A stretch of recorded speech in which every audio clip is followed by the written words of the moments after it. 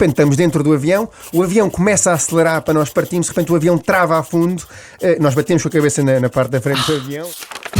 Olá, eu sou a Mariana Alvim. Bem-vindos ao meu podcast, onde conhecemos diferentes pessoas enquanto leitores. Fiquem por aí, vale a pena. O meu primeiro convidado é o chefe Kiko Martins, atleta nato, fez downhill em miúdo, tirou um curso de queda livre no México, faz maratonas e trails, super acelerado, mas de calções rasgados, ouvi dizer. Ou seja, atleta sim, vaidoso não. Radical sim, mas desde que não haja trovões, porque até esconde a cabeça na almofada. Cozinheiro maravilhoso, mas é melhor não lavar pratos porque tem tendência para deixar cair a louça.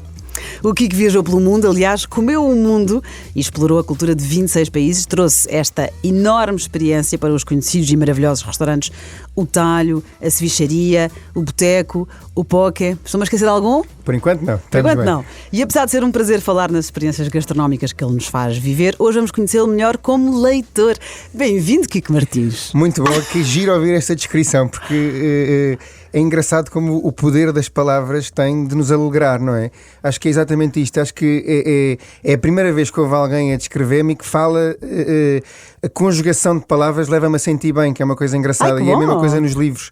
Às vezes, quando lemos determinadas frases, não livros inteiros, mas mesmo apenas um parágrafo, são frases que nos fazem flutuar, que nos fazem acalmar, nos fazem sentir bem. E a maneira como começas, não é? A jogar, né? E a brincar com as palavras, com o paraquedismo, com os calções rasgados e os trovões e a cabeça na almofada, a subtileza das palavras leva-nos a acalmar da correria do dia-a-dia, que eu acho que esse é um grande poder dos livros, a acalmar da poesia, acalmar da correria do dia-a-dia e a entrarmos na poesia da mente, não é? A poesia das palavras.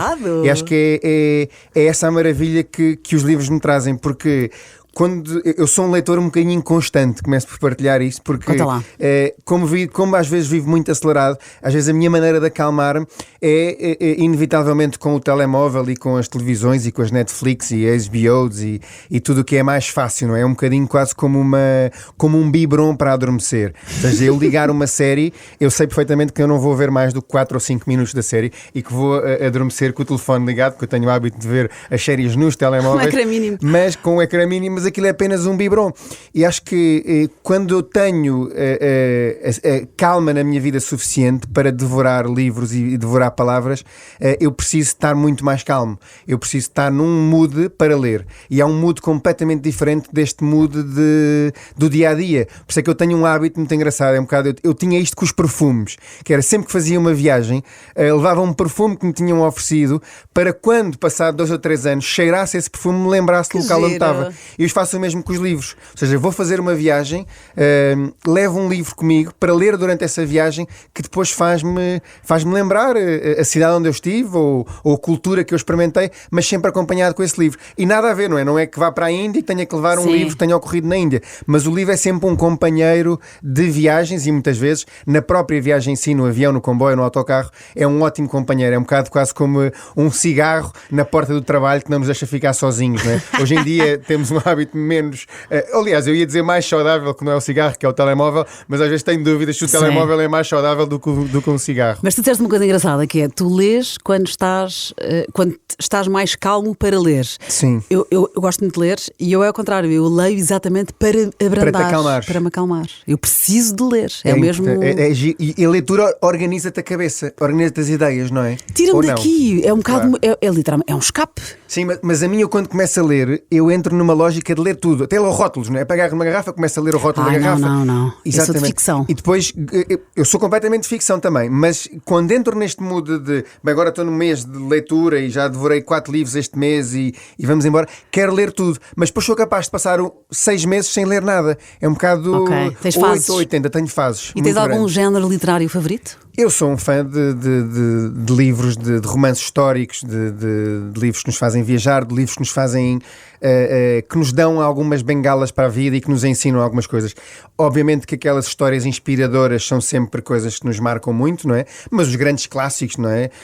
Humberto Eco, Dostoiévski, todos esses grandes clássicos acho que são imperdíveis, não é? Saramago, o Ensaio sobre a Cegueira é um livro que é brilhante pela capacidade de nos remeter para as analogias que nós possamos fazer no dia-a-dia, não é? Eu acho que a leitura tem esta coisa gira, não é? Que nós nos vamos revendo nas personagens, vamos nos encontrando em particularidades, em características do ADN de cada uma das personagens. E isso é uma coisa muito gira que nos faz até sentir bem às vezes, que nos faz... E às vezes até te ajuda a clarificar. Imagina, há uma frase que tu dizes: é exatamente isto que eu sinto e não consegui te explicar tão bem. É mesmo isso, é mesmo. E depois há aquele brilhantismo. Ainda agora acabei ontem de ler o Richard Zimmler, que é um dos meus autores preferidos, o Goa e o Guardião da Aurora. Isto é um dos livros, o Kiko trouxe, eu pedi para trazer alguns dos livros favoritos e este é um deles.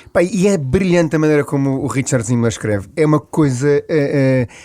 Eu cheguei a ler durante este livro várias páginas que voltava para trás e vários parágrafos que lia 2 ou 3 vezes, porque é impressionante como o autor não se compromete com os personagens pela forma de escrever. A subtileza e a capacidade que ele tem de escrever momentos e personagens, mas sem que ela fique denotada como a personagem má da história ou a boa da história. Até porque neste livro, e acaba assim, percebemos que, afinal, durante este livro, não era assim tão claro quem é que eram os bons e quem eram os maus. Okay. E que é tão bonita a maneira como ele escreve, a capacidade que ele tem. Não estamos a falar de um autor altamente descritivo, mas a maneira como ele se entrega e a maneira como ele vai revelando as personagens ao longo do livro é lindo, é absolutamente, e obviamente numa altura super violenta. Nós estamos a falar da altura da Inquisição, nós estamos a falar de uma história... Isto é em Goa no final do século XVI. Exatamente, numa história que se passa num mundo que nós não conhecemos, num mundo em que nós lemos em livros de história, não é? Nós temos noção da guerra, do sangue que foi a Inquisição, mas não temos a mínima noção do que é que isto é, porque nós não a vivemos, nós sabemos apenas no ponto de vista teórico, não é? E tu aqui tens uma família que vive... Exatamente. E o Tiago, esta personagem, não é? Que depois é preso e que vai para Lisboa e que passa não sei quanto tempo maltratado, que conhece pessoas com crenças completamente diferentes. Um rapaz é ensinado pelo judaísmo e depois é preso pela Inquisição. E depois aprendes imenso. Aprendes principalmente uma grande sabedoria da vida que nós todos vamos tendo a tendência cada vez mais com a idade, que é os pretos e os brancos, não é? Há muitas tonalidades na vida e acho que o Richard Zimmler tem esta capacidade que é única. Ele escreve as personagens como ninguém e ele vai demonstrando as personagens como ninguém. E depois tem um domínio das palavras que te fazem, sei lá, entras pelo livro e não te apetece parar de ler. Apetece-te ir desvendando a história. Mas não é aquela curiosidade faminta de saber, foi ele que matou, foi ele que morreu, foi ele que denunciou, quem é que denunciou o pai, quem é que não. É de ir conhecendo mais sobre as próprias personagens. De ir conhecendo a tristeza hindu. Completamente. A tristeza daquelas personagens, não é? Desde a empregada da Nupi, que é uma personagem fantástica durante a história e depois no fundo é altamente reveladora dos segredos no final para com o Tiago, desde o irmão, o irmão, não é irmão dele, era o filho de adotado dos tios dele, o Wadi, não é? Que parece uma personagem muito mais violenta e muito mais macabra do que na realidade ele era. Todas estas personagens vão sendo desvendadas muito lentamente, de uma forma muito bonita. Mesmo a própria mãe dele... mesmo que acabaste de ler ontem. Não, é verdade, isto é um livro que eu acabei de ler ontem porque tinha que trazer este livro. Eu já tinha lido alguns outros livros dele, a minha mulher também é uma super fã dele, Meia-Noite e o Princípio do Fim. É um livro também altamente fascinante. Sabes que ele escreveu 11 livros. O Evangelho segundo Lázaro ganhou mesmo o primeiro prémio, foi considerado um dos livros do ano e ganhou o número 1 do Sunday Times, do Spiritual Book, livro espiritual. O Evangelho Meia-Noite e o Princípio do Mundo, desculpa, foi esse que eu tinha lido, exatamente. Sim, okay, E leste mais de Richard Zimmler, sabes que ele também escreveu para crianças e agora há um livro que ele vive em Portugal, ele vive no Porto há muitos anos, exatamente. É americano, e há um livro que ele escreveu em 96, que só agora é que ele trouxe para Portugal, porque não está, diz o Richard Zimmler, o autor, que os portugueses não estavam preparados porque a temática é a homossexualidade. Então isso é até um bocado triste sobre Portugal, não é? Este livro foi publicado no Reino Unido e nos Estados Unidos em 96, chama-se Insubmissos, chegou agora a Portugal, porque só agora é que ele acha que os portugueses estão preparados para este tempo. Fantástico. É um livro que tenho vontade de devorar. Insubmissos, chegou agora. E mais um livro dos teus favoritos. Eu trouxe aqui livros de alturas diferentes da minha vida, porque acho que é engraçado isto. Vou começar por dizer talvez aquele livro que mais me tenha agarrado desde o princípio, não é? É um livro que eu olhei para ele ontem e não me lembro patavina. Que engraçado, é tão comum. E é o Carlos Ruiz Avon, A Sombra do Vento. Eu acho que é um livro muito conhecido, é um best-seller mundial, sem dúvida nenhuma. Voltei a ler um livro dele, A Marina, há cerca de 8 meses atrás, porque estava naquela de eu tenho que ler mais alguma coisa deste autor, mas eu lembro-me que este livro, A Sombra do Vento, o mistério dos livros e das bibliotecas e naquela altura específica, não é? De uma reconstrução da Europa, de um pós-Segunda Guerra Mundial, da maneira como uma criança de 11 anos, não é? Que é uma idade que a mim é super marcante. Eu acho que este livro também teve este lado que me marcou imenso, porque foi mais ou menos a idade em que eu saí do Brasil e vim morar para Portugal. Por isso há aqui um lado que me marca muito neste livro. Mas este livro foi aquela coisa de eu não consigo parar de ler isto, eu não consigo parar de ler isto. E eu ontem não me lembrava nada do livro. Mas sabes que isso acontece-me também com livros que eu li há 2 meses. Já não me lembro nada. E A Sombra do Vento foi giro, porque eu convidei o Kiko e pedi 3 livros especiais. E A Sombra do Vento também é um dos meus. E estou como tu, não me lembro nada. Eu lembro-me da Sombra do Vento que foi... na página 3 ficaste agarrada. já estava e no fim, isto acontece-me raramente, no fim estava com pena que estivesse a acabar. Claro. Mas também já não me lembro nada da história. Também foi há 15 anos que lembro. Mas estou como Mas eu lembro-me de acabar de ler incrível. A Sombra do Vento e tentar ler outro livro dele a seguir. E eu até fiquei um bocadinho zangado com o autor, porque no livro a seguir ele tinha a própria cara dele no livro. E eu achei, ei, aumentou, ficou com um ego grande, agora já põe a sua própria cara à frente dos livros. E comecei a ler esse outro livro e li até à página 10 e não consegui ler mais. Que engraçado. E fiquei zangado, até porque eu disse, que estupidez, eu tenho que ler outro livro. E encontrei alguém que estava a ler A Marina e olha, quando acabares de ler A Marina, empresta-me. E gostaste? E gostei da Marina. Não tem, sem dúvida nenhuma, a mesma intensidade. Acho que é uma pessoa que escreve muito bem. Há sempre ali um lado muito engraçado no desenvolvimento das personagens, e as personagens são engraçadas, mas não achei tão potente quanto... É porque este livro envolve-nos, porque envolve outros livros e envolve uma história que é preciso uma mente muito criativa também, porque eu acho que isto é outra coisa muito importante num escritor. Não é apenas saber o domínio das palavras, saber conjugá-las e saber escrever bem. É a criatividade. A criatividade e a conjugação de toda a história. Eu acho que este homem deve ser um homem hiper criativo. Esta questão de o cemitério dos livros, e de entrarmos dentro de outros livros e um autor, que todos os livros eram queimados e toda esta história que eu li este livro há 20 anos. Eu há 20 anos fazia surf, eu há 20 anos estava lá interessado em ler livros. A única coisa que queria fazer era começar a ver as minhas primeiras cervejas, ir para a praia, ver miúdas e era isso que eu queria. E lembro-me de estar por mim, não, eu não vou surfar, eu vou ficar aqui a ler Ficaste isto. preso. Fiquei preso ao livro. Este é daqueles que foges para a casa de banho para poderes ler com atenção mesmo e que dá vontade de ir atrás quando não percebes. Há aqueles livros em que não percebi agora 10 páginas, estava a ler e a pensar noutra coisa e continuas a ler, não é? Este não, peraí, não percebi, deixa-me voltar para trás e voltas atrás ao livro. Eu acho que isso é um livro que agarra, mas que marca, não é? Este é um livro que eu recomendo, Mariana, sem dúvida nenhuma a qualquer pessoa. A Sombra do Vento vendeu mais de 7 milhões. Fora as pessoas que emprestaram uns aos outros. Olha, eu emprestei o meu A Sombra do Vento e não me devolveram. Coisa. Mas também fica a recomendação. Agora, temos mais um, que coincidência, Kiko, foi também em comum. Tu leste há mais tempo do que eu descobri só este verão, mas é dos livros. Eu leio muito e foi para o meu top 5. Olha, este livro eu tentei trazer livros de alturas diferentes da minha vida, não é? Este livro foi talvez... eu li este livro no ano em que eu li 48 livros. Uau. E nesse ano eu estava a viver em Moçambique. Foi um ano muito marcante da minha vida. Brasil, Moçambique, o homem foi do mundo. Foi o ano em que quando eu me casei, fui para Moçambique trabalhar como missionário. E a vida em Moçambique era muito diferente, não é? Não tínhamos aquele rebuliço, nem agitação, nem tantas solicitações. Por isso havia uma lógica diferente, que era à noite, eu estava casado, era o meu primeiro ano de casado com a Maria. A Maria é uma leitora ávida, devora livros como ninguém. E também escreve. Já lá vamos. E eu lembro-me perfeitamente de que levei alguns livros para Moçambique, levei para aí 5 livros, pensei, isto vou ler. Eu lembro dos 48 porque aquilo é quase as semanas do ano, não é? Por isso lembro-me bem desse quase livro. Um por semana. E é quase um por semana. E o que é que eu fui? O que é que eu comecei a fazer? Comecei a ler livros e depois comecei a pedir livros. E este livro enviaram-me para Moçambique, assim como vários outros livros me chegaram. E quando este livro chegou... Estamos a falar de qual? Estamos a falar do Shantaran. Shantaran. Exatamente. Gregor and David Roberts. E eu quando recebo este livro, eu pensei assim, este livro eu não vou conseguir ler, este livro é muito grande. 900 páginas. Aquela coisa ridícula de leitor básico. E eu e considero-me altamente um leitor básico, que é, este livro tem muitas páginas, letra pequenina, 900 páginas. Vai dar trabalho. Eu não vou ser capaz de ler isto. Bem, Mariana, a verdade é que este livro tem aquela cola, viagem. não é? Tem Eu há bocado descrevia que o Richard Zimmler descreve bem as personagens. Este homem, porque isto é um autorretrato dele, quase, não é?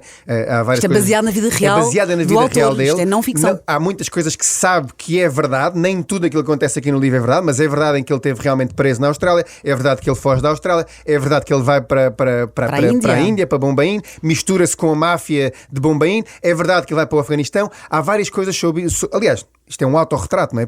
Há 90% disto que, claro, que depois leva aos pozinhos de limpim-pim. Eles não lhe chamam autobiografia, chamam-lhe baseado na vida dele. Exatamente. Por isso acaba por não ser um retrato exatamente fidedigno da vida dele. Mas isto é pensar assim, bem, como é que é possível alguém ter vivido uma vida destas? Como é que é possível, não é? É incrível. Este homem deixou de ser, era quase o homem mais procurado na Austrália, não é? A ser envolvido na máfia de Bombaim, a viver no gueto de Bombaim. E eu já estive na Índia, por isso aquilo é literalmente aquilo que é descrito nestas palavras aqui, não é? Aquela confusão, aquela energia, aquelas cores, aquela sujidade, os cheiros, aquela cultura completamente diferente da nossa, que nos faz repulsa muitas vezes, mas que também nos atrai. Tu, quando leste este livro, já tinhas ido à Índia? Eu não tinha ido à Índia, foi aqui que eu comecei a montar a minha volta ao mundo e dizer assim à Maria, olha, nós temos que viajar. Nós estávamos a viver em Moçambique, tínhamos dedicado o nosso primeiro ano de casados para fazermos um projeto ligado aos leitos, com os leitos de desenvolvimento em Moçambique, na cidade da Beira, e por isso foi um bocadinho este livro que começou a desenvolver em mim a ideia de vamos viajar à volta do mundo, vamos comer o mundo, vamos encontrar famílias para nos receberem e para vivermos com elas à volta do mundo, que foi o nosso projeto, o projeto Comer o Mundo, e este livro de certa forma contribuiu muito para isto, porque este livro é uma viagem. É uma viagem. Eu não fui à Índia e sinto aí que completamente. E a Índia nós tivemos a oportunidade de entrar na Índia pelo Nepal, não é? Pela parte norte, que é muito diferente, não é? E depois tens o norte muito diferente. Uma coisa é estar em Varanasi e vives aquela intensidade do Ganges, não é? E aquela intensidade espiritual que é muito complicado de descrever, a não ser vivendo-a, porque não sei, é tão diferente da nossa espiritualidade aqui, não é? Nós temos uma espiritualidade católica, ortodoxa, protestante, uma lógica muito diferente, não é? De igreja fechada. Ali, até a questão do cheiro, das cores, do sagrado, de vacas no meio da rua, aquilo é tudo muito... É literalmente um GPS para a tua vida, porque carregas a tua vida com novos mapas que algum dia podes vir a utilizar. Não é mapas de resoluções de problemas na vida, mas é até resoluções de problemas no teu coração e na tua cabeça, que é, espera aí, nós somos muito mais do que apenas ser ou não ser católico, nós somos muito mais do que acreditar ou não acreditar nisto, nós somos muito mais do que apenas ser de esquerda ou de ser de direita, não é? O ser humano tem uma vastidão muito mais interessante e muito mais colorida do que apenas esta lógica portuguesa, europeia, muito linear, não é? Muito binária, quase. Muito mais do que isso. E aqui no Shantaram fala-se da natureza do bem e do mal, temos favelas sobrelotadas e paupérrimas e temos hotéis de 5 estrelas. Sabes o que me aconteceu com o Shantaram, com este livro? Eu nunca tinha sublinhado tanto um livro. Que giro. Nunca mesmo, acho que foi um exagero que eu sublinhei, tem frases, porque eu nunca diria daquela forma, e para mais, escritora wannabe, não é? Nós que adoramos ler, como tu há bocado falaste, eu não costumo sublinhar. Pequenas marcas assim às vezes nos livros. Ai não, secadora, assim, o cantinho da página. O cantinho da página dobra, sim. Sublinhar com lápis, claro, com muito respeitinho, mas nunca tinha sublinhado tanto um livro e mexeu muito comigo. E depois foi daqueles livros que tens algum livro desses que tenhas gostado tanto que ofereceste. Eu ofereci a imensa gente o Shantaram. Nunca fui muito de oferecer livros, confesso. Eu adoro. Há pessoas que se zangam. Não, eu ofereço coisas que cozinho, não é? Te imagina, em vez de ir à tua casa e levar umas flores ou levar um vinho, eu prefiro pegar um bocado de queijo feta, temperar o queijo feta com pimenta rosa, manjericão, pôr dentro de um frasquinho, cobrir com azeite e oferecer-te. É uma coisa mais gira. Bem giro. E por isso... E é um presente muito barato, mas às vezes muito mais barato do que uma boa garrafa de vinho ou que uma garrafa de champanhe ou do que umas flores. E dedicaste-te a ele. Exatamente, e tem a ver comigo. Às vezes estas bengalas bengalas não são bengalas, mas são coisas que tu partilhas, não é? Da tua vivência, e por isso oferecer comida é mais fácil do que oferecer livros. Mas este livro tem outra coisa muito gira que tu estavas a falar há pouco, que é a questão do bem e do mal. não é? Esta personagem, nós vamos nos apaixonando por personagens neste livro que consideramos uns vilões, não é? Um Prabaker. O melhor amigo dele, a coisa mais querida do mundo. E de repente, ao mesmo tempo, personagens ali duríssimas, não é? Sim. Maus. Maus. E tu de repente vais percebendo esta questão, e isto é tão giro, porque nós temos este lado dentro de nós, não é? Nós conseguimos ser... Havia, acho que era um livro que era o Deus das Pequenas Coisas. E acho que a capacidade que nós temos a capacidade de ser pequenos deuses se nós quisermos, mas também temos a capacidade de ser pequenos demóniozinhos se nós quisermos, não é? E ao mesmo tempo somos tão frágeis. Somos tão frágeis. E todos precisamos das mesmas coisas, não é? Sim. Todos gostamos do reconhecimento, todos gostamos do abraço, todos gostamos do carinho, sejamos mais frios ou mais abertos, não é? Mas a questão é isso. Nós somos todos muito mais parecidos do que nós pensamos. Mas também somos muito mais, como eu dizia há pouco, o mundo é muito mais colorido e tem muito mais diferenças do que nós pensamos. As coisas não são binárias. Não há à esquerda, não há à direita. Não há preto e isto branco. No mundo dos livros remete-nos muito para aí, não é? Acho que é aquilo que eu senti neste livro foi exatamente isto, e depois era giro, Mariana, porque eu estava a ler este livro e nós estávamos a viver em Moçambique, numa cidade muito pobre. Em 2004 a cidade da Beira era considerada a segunda cidade mais pobre do mundo. Muito daquilo que acontece na Beira acontece pelo problema grande no Zimbábue, né? O caminho de ferro que ligava ao Zimbábue é destruído. A Beira é uma cidade tristíssima do ponto de vista estético, e não só, não é, obviamente, mas em que se via o hotel, as grandes casas da Beira todas destruídas, e eu via aquela pobreza da Beira, não é, a trabalhar com aquela população, eu e a Maria e outra voluntária que lá estávamos, e a dificuldade que é tu conseguires mudar as coisas, não é? A dificuldade que é, porque às vezes, quando está num projeto de voluntariado, muitas vezes aquilo que nós queremos é um carimbo do nosso passaporte pessoal a dizer assim: bem, menino, agora fizeste bem durante um ano, andaste aqui a correr, acordaste às 7 da manhã, foste dormir à meia-noite, fizeste imensas coisas, organizaste a biblioteca, deste aulas, dinamizaste o centro paroquial, fizeste não sei quantas mil coisas, mas isso não é nada, porque aquilo que tem que acontecer é garantir longevidade. Às vezes mais vale a pena andares a um ritmo muito mais lento, fazeres muito menos coisas, mas ir semeando neles a vontade de mudar em pequenas coisas. E isso não te dá esse sentimento no passaporte. O sentimento do passaporte dá-te quando tu acabas uma corrida de 10 km e sentes que superaste aquilo que tu te predispunhas a fazer. Agora, aquela coisa de lentamente ir encaminhando os outros a fazer, não sei, isso é muito mais difícil. É muito mais fácil nós pescarmos e vemos o peixe e sentimos este contentamento. Agora, quando ensinamos o outro a pescar e o outro falha a primeira vez, a segunda vez, a terceira e a quarta vez, e sentimos que aquilo muitas vezes não vai acontecer, não é? Nós tínhamos projetos lá dificílimos, ou seja, mudar uma pequena coisa é muitíssimo complicado. E nós estamos a falar, como eu costumo dizer isto, não é? Nós temos aquela pirâmide das necessidades de Maslow, não é? As necessidades de autoestima, as necessidades básicas cá em baixo, e depois cá em cima as necessidades já de eu gosto mais do sneakers do que o Mars, e gosto mais do hotel X e do hotel Z. Quando nós estamos a falar das necessidades básicas, que é alimentação, dormida, tudo o resto não faz sentido. Ou seja, nós só podemos passar ao segundo grau de necessidades quando as primeiras estão satisfeitas. E nós ali estávamos no primeiro grau de necessidades. Era uma cidade profundamente pobre. Eu tive alunos que não vieram às aulas porque morreram por não ter o que comer. Ou seja, era uma coisa de uma violência enorme. E por isso, este livro, ao mesmo tempo, não é, que eu ia lendo os guetos de Bombaim e a máfia de Bombaim, e depois no Afeganistão e a guerra e tudo, ao mesmo tempo que aquilo que eu presenciava, juntamente com a Maria e com as nossas dificuldades de concretização do projeto dos leigos na cidade da Beira, foi muito, muito comovente. Nós estávamos em 2003. Cresceste imenso. Cresci imenso, ou seja, levei foi talvez dos anos mais difíceis da minha vida mesmo, ou seja, porque eu sou muito, como tu descrevias há pouco, não é? De fazer e vamos e acordo de manhã e corro para ter mais uma hora para depois estar com o Matias ou com o Lopo e buscar a Maria. Quatro filhos.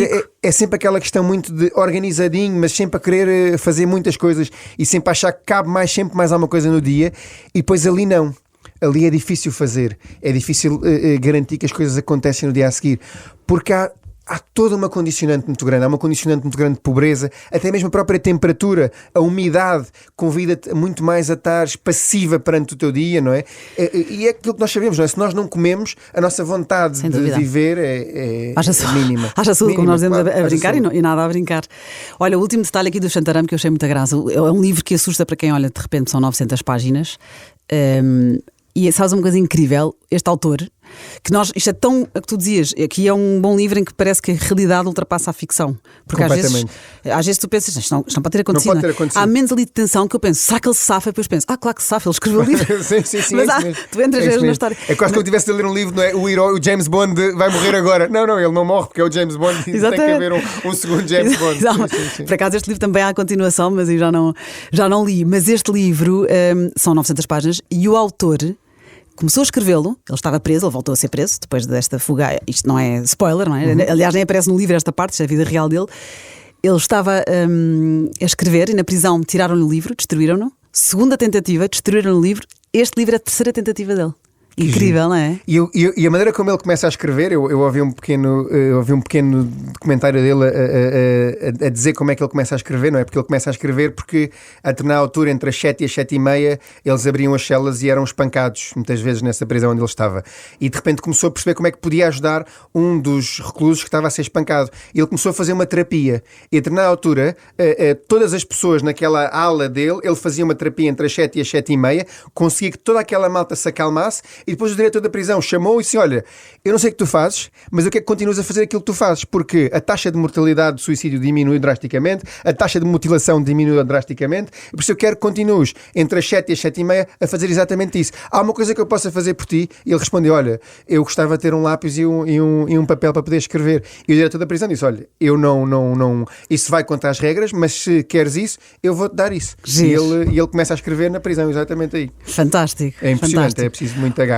Olha, e agora, Kiko, uma história da tua vida que vale a pena contar, que dava um livro. Olha, uma história da minha vida, eu dei uma volta ao mundo com a Maria durante um ano. Foi um ano. A seguir estávamos em Leigos, nós fizemos o projeto Comer o Mundo, que passava por estar em 26 países, em casa de 26 famílias diferentes, e viver e de comer com elas e estar à mesa e perceber o lado quase diz-me como comes, eu dir-te-ei quem és. Um bocadinho esta coisa, sem querer fazer nenhuma extrapolação demasiado sociológica sobre as famílias, nada disso, mas apenas querer viver à mesa com elas. Durante esta volta ao mundo, nós tínhamos um casamento de uma pessoa que é-nos muito querida, um primo da Maria, e nós estávamos na Índia, exatamente na Índia, a meio da viagem, a Índia foi mais ou menos a meio da viagem, e eu marquei uma vinda a Portugal, que nós, passados 6 meses, na altura do casamento desse primo da Maria, íamos estar no México e viríamos do México, ninguém ia saber de nada em Portugal, na altura escrevíamos para o Expresso, nem dissemos nada no Expresso, por isso viríamos a Portugal durante 4 dias, que era basicamente uma surpresa de aparecer no casamento no Porto, numa surpresa. Isto foi no dia da independência do México, ou seja, nós estamos literalmente em DF, na cidade do México, e de repente estamos dentro do avião, o avião começa a acelerar para nós partirmos, de repente o avião trava a fundo, nós batemos com a cabeça na parte da frente do avião ainda, de repente o avião para, voltamos para o aeroporto, de repente nós éramos o último avião a partir, porque às 9 da manhã iam começar as celebrações da independência do México, blá, blá, blá, e de repente só consegui uma beira-funda no aeroporto, não estás a imaginar, Maria, uma beira-funda, completamente tudo louco no aeroporto. Lá, depois de muitos telefonemas, eu andei lá a espernear e a gritar. Conseguimos ser os primeiros a partir. Partimos para Newark logo à 1:15, logo que o aeroporto abre outra vez. À 1:15 estamos a partir para Newark. Quando estamos a chegar a Newark, eu parecia que estava no assalto ao arranha-céus, porque abre a janela do avião e começa a ver não sei quantos aviões à nossa volta. Que medo! Porque havia a maior tempestade dos últimos anos em Nova Iorque e estava o aeroporto fechado. E eu assim, meu Deus do céu, já vamos perder a nossa ligação para Portugal. Passado 2 ou 3 horas lá aterramos.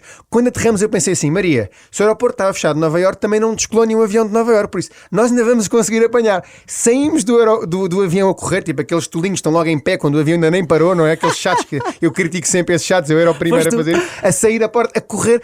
As nossas primeiras malas foram as primeiras a sair, tipo, quando estamos naquela esteira, as malas saem, de repente, Mariana, o aeroporto à pinha, eu começo a correr e só dizia assim, It's her brother's wedding, it's her brother's wedding, tipo, como se fosse o casamento do irmão da Maria, pá, americano, não é? Os americanos todos, come on, os americanos todos a gritarem loucamente, e passamos à frente toda a gente, a fronteira, estás a ver, com os cães, com metralhadoras, tipo, aquela coisa, tipo, americana, um dia histórico, tipo, os americanos todos, come on, it's her brother's wedding, let her go, let her go, let her go, tipo, a passarmos rapidamente, quando chegamos e de repente estamos a entrar na sala, tipo, aparece uma menina com a roupinha da TAP e diz assim: Casal Martins, e nós entramos no avião, tipo, passado 10 segundos a porta fecha, o avião está a descolar passado 5 minutos. É uma coisa impressionante, conseguimos, chegamos ao casamento do Manel e da Ana, foi incrível. E foi surpresa, ninguém sabia de nada. E sabes o que é que nessas histórias? É que se fosse um livro, tu estás com pressa e as tuas bagagens são as últimas a chegar. Claro.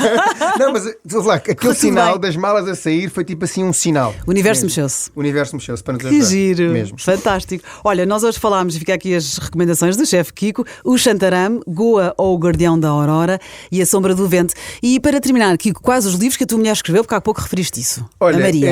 É um guilty pleasure para mim ler os livros da Maria. A Maria já fez algumas obras que não pode dizer, não é? Ela era ghostwriter, não é? Então acho que pode dizer. Acho que ela pode dizer. Ela escreveu um livro para adolescentes em que basicamente fala dos livros, fala dos problemas de uma forma romanceada, dos problemas de...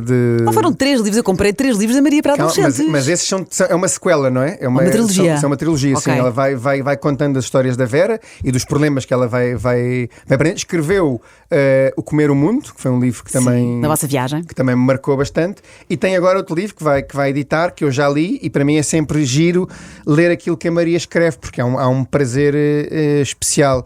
Tu criticas? Eu critico imenso. As Cenas para Adolescente, que foi esse livro que ela escreveu para adolescentes, eu critiquei, mas os que ela escreveu como ghostwriter eu fui lendo e fui mandando os meus bitados. Mas é giro porque eu vou vendo a minha mulher nas personagens do livro. Claro. E isso para mim é muito giro, é tipo um guilty pleasure, não é? Tipo que giro. É ir lendo o livro, não é só admirar a forma como ela escreve, porque acho que escreve lindamente, mas é acima de tudo ir encontrando a Maria no livro. Reconhece-la?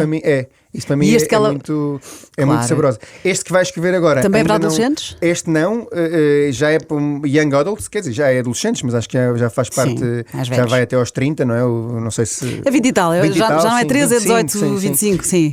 E esse é muito saboroso também, é um livro muito saboroso, até porque há ali lados da infância da Maria e há um lado de Moçambique também, é um livro. Mas não é ficção? É ficção, mas mas remete para coisas que nós vivemos em É como o Moçambique. Shantaram, é baseado na vida. Sim, é baseado em algumas coisas da nossa vida. Maravilha! Olha, para acabar, chefe Kiko, eu tenho aqui uma sugestão para te fazer.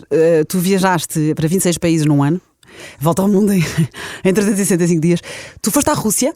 A Rússia não. Não, pois não, eu sei que não. Por isso é que eu tenho. Então, trago-te uma sugestão. Aliás, tenho aqui um livro para te oferecer. Okay. Sugestão de leitura, que fica também para quem nos está a ouvir, que eu adorei este livro, que é Um Gentleman em Moscovo. Bora, vamos embora. Rússia, anos 20, e por causa de um poema, o Conde Rostov, que é uma personagem que nunca mais te vais esquecer, é um incrível protagonista, é um senhor, é um gentleman, em Moscou, lá está, e por causa de um poema ele é condenado à prisão domiciliária, só que num hotel. Okay. Agora, é um hotel de 5 estrelas, mas não deixa de ser uma prisão. E ele passa lá anos e conhece a história da Rússia, porque eu não conheço bem, portanto aprendi imenso com este livro, e não é uma seca, tu pensas, mesmo cenário, o livro inteiro, não. O hotel tem inúmeros espaços, inúmeros cenários e muitas personagens. Depois ele acaba por fazer amigos no hotel. Não quero revelar mais nada, mas é incrível. Um Gentleman em Moscou. Estou com vontade de ler. Faz lembrar a Cabine Telefónica, um livro que se passa dentro de uma cabine telefónica em Nova Iorque. Que engraçado. E é um livro de 1h30 que é dentro de uma cabine telefónica. Que giro. Isto exatamente. É anos. E lês muito bem e está traduzido, Um Gentleman em Moscovo, e fica aqui então a minha sugestão de leitura para ti. Obrigado pela oferta do livro também. Obrigado. Beijinhos.